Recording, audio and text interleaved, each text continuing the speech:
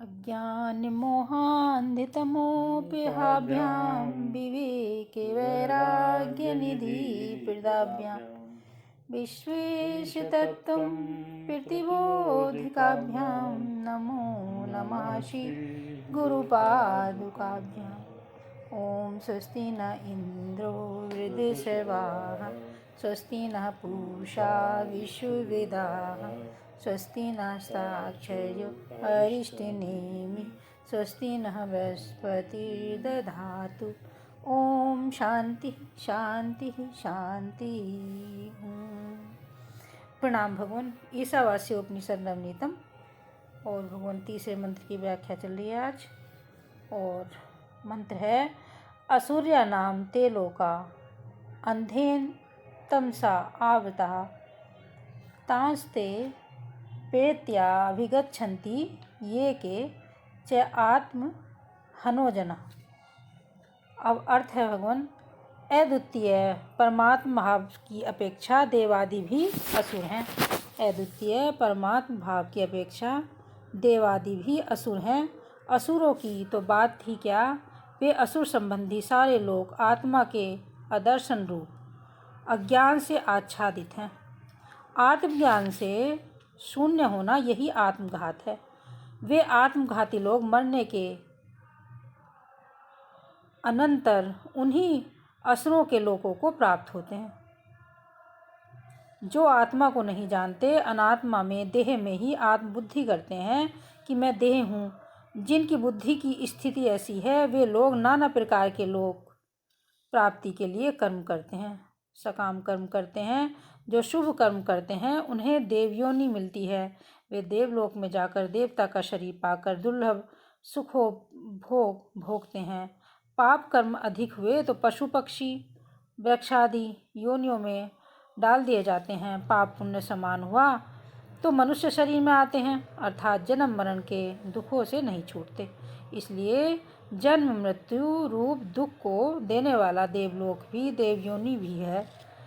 यह भी भोग प्रधान ही है। वहाँ भगवान का ज्ञान नहीं होता।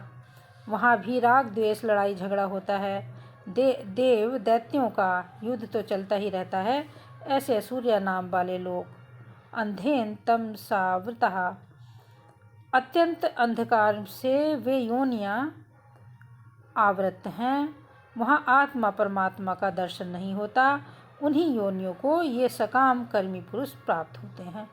पुण्य की प्रधानता से देव शरीर, पाप की प्रधानता से पशु पक्षी वृक्ष शुकर कुकर के शरीर और पाप पुण्य की समानता से मनुष्य शरीर को प्राप्त होते हैं।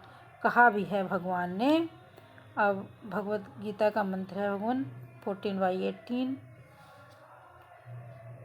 ऊर्ध्वं गच्छन्ति सत्वस्था मध्ये तिष्ठन्ति राजसा जगन्यगुण वृत्तिस्था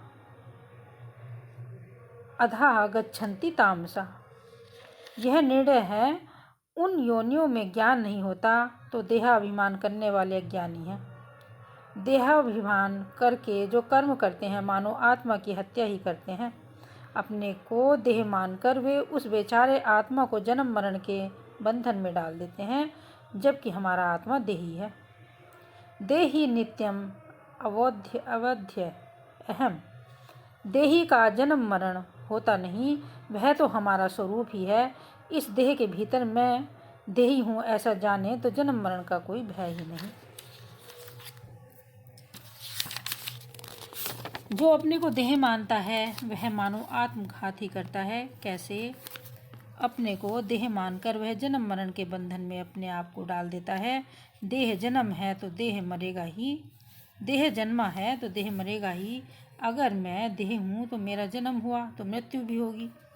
इस प्रकार देहाभिमानी को भगवान ने अज्ञानी बताया है। उन अज्ञानियों की दृष्टि से इस देह में अहंता और इस संसार में ममता होती है। इसी संसार के भोगों में सद्बुद्धि और सुख बुद्धि हुआ करती है, तो वे बराबर इसी संसार को प्राप्त होते हैं, जन्म मरण को प्राप्त होते हैं। इसलिए दूसरा मंत्र जो कर्म करने को बताया है वह यही कहता है कि कर्म निष्काम भाव से करो।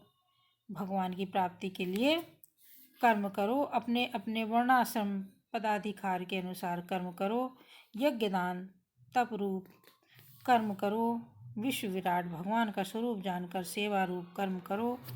तो इससे क्या होगा?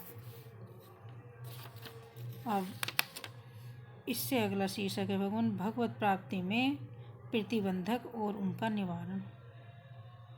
भगवत प्राप्ति में प्रतिबंधक और उनका निवारण। ओम शांति शांति शांति। प्रणाम भगवान।